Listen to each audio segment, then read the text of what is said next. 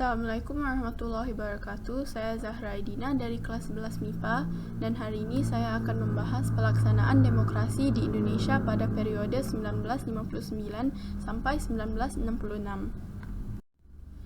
Pada periode 1959 sampai 1966 dikenal sebagai periode demokrasi terpimpin. Periode ini berlangsung pada 5 Juli 1959 sampai 11 Maret 1966. Latar belakang demokrasi terpimpin.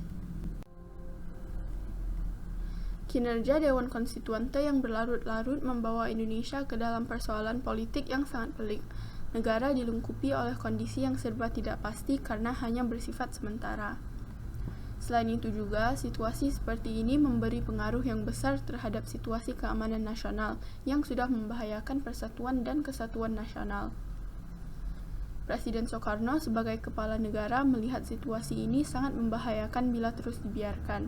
Oleh karena itu, untuk mengeluarkan bangsa ini dari persoalan yang teramat pelik ini, Presiden Soekarno menerbitkan suatu dekret pada tanggal 5 Juli 1959 yang selanjutnya dikenal dengan sebutan Dekret Presiden 5 Juli 1959. Awal demokrasi terpimpin.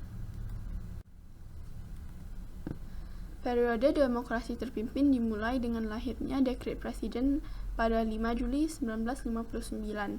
Dekret Presiden dibuat setelah konstituante tidak dapat menyelesaikan tugasnya untuk membentuk undang-undang dasar tetap sehingga tidak menguntungkan bagi perkembangan ketatanegaraan. Dekret Presiden pada 5 Juli 1959 disambut naik oleh rakyat dan didukung oleh TNI AD.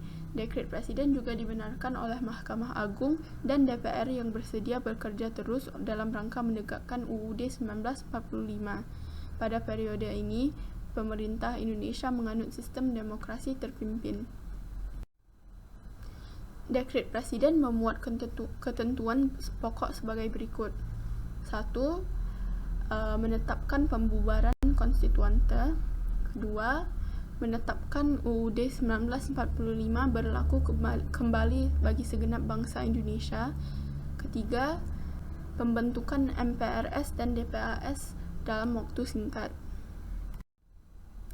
Penyimpangan pada masa demokrasi terpimpin.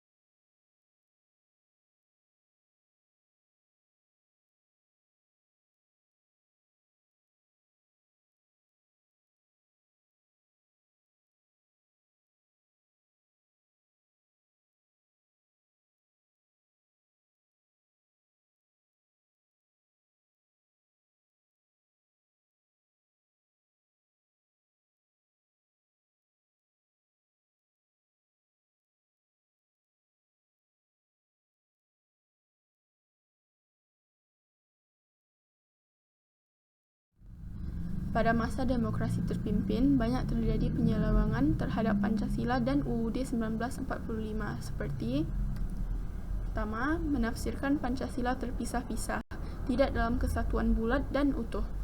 Periode demokrasi terpimpin didasarkan pada penafsiran dari sila keempat Pancasila, yaitu kerakyatan yang dipimpin oleh hikmat kebijaksanaan dalam permusyawaratan perwakilan.